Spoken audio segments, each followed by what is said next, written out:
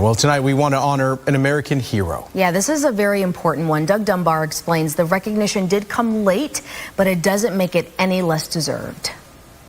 But your husband was, I think it was 26 months captive in a German, 3 German camps, and we wanted to make sure that you received this.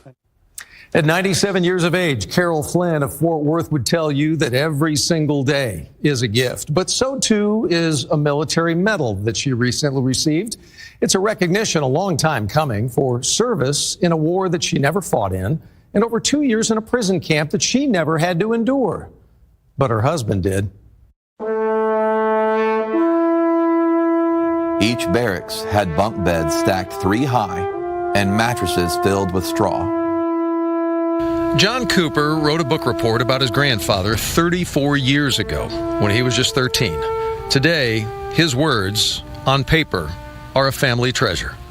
It's 34 years later, and this brings me such warm memories because it reconnects me to my grandfather. I think about him all the time because if you knew him, you'd say, I want to be like that man.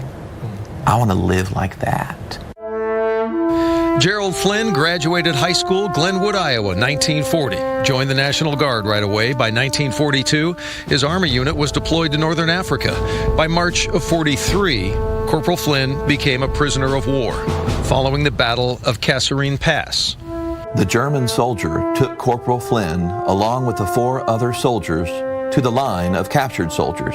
Breakfast would consist of a loaf of bread for 12 men to share, along with some barley coffee. Well, he served 4.5 years in the service, and over 2 of that was in the prison camp in Germany. After his service and that time as a prisoner of war, Gerald married Carol. They had 3 kids, and on a rare occasion, they might hear something about Dad's time in the war.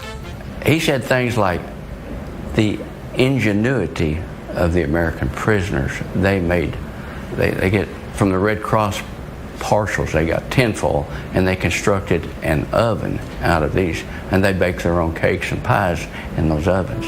2 years and 2 months as a prisoner of war ended in Germany's Stalag 3B in a dramatic moment that Granddad shared in that decades-old book report. On March 12, 1945, Corporal Flinn and 4 other men devised a plan of escape. They decided if they laid low in the grass at the end of the line they were marching, they could escape. Amazingly, it worked.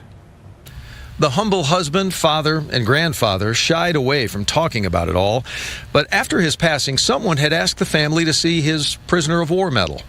After 26 months in captivity, Gerald Flinn somehow never received one. And I don't think we realized the significance of it till we started digging deep into it and really thinking about it. I certainly didn't while I was young. That's when daughter Julie did something about it. A lot of documents, a lot of paperwork, and going back and forth. Endless days of research and digging, combined with the help of State Representative Tony Tinderholt and Congressman Roger Williams, a medal and this moment, 80 years in the making. Look at that on the back. Oh, my goodness. They have his name. Oh, yeah. Oh, his name is on there? Yeah. Gerald L. Flinn. Right. Yeah. For honorable service while a prisoner of war. He just did his duty, and that should be recognized. And that's what he would say. I just did my duty, you know. Didn't feel like he did anything exceptional. And that is the very same thing that Carol Flinn told me. Humble to the very end was her husband. She and Gerald were married for 56 years until his passing November 16th of 2002. But that POW medal now bestowed his service as well as his time as prisoner of war, finally duly recognized. I'm Doug Dunbar, CBS News, Texas.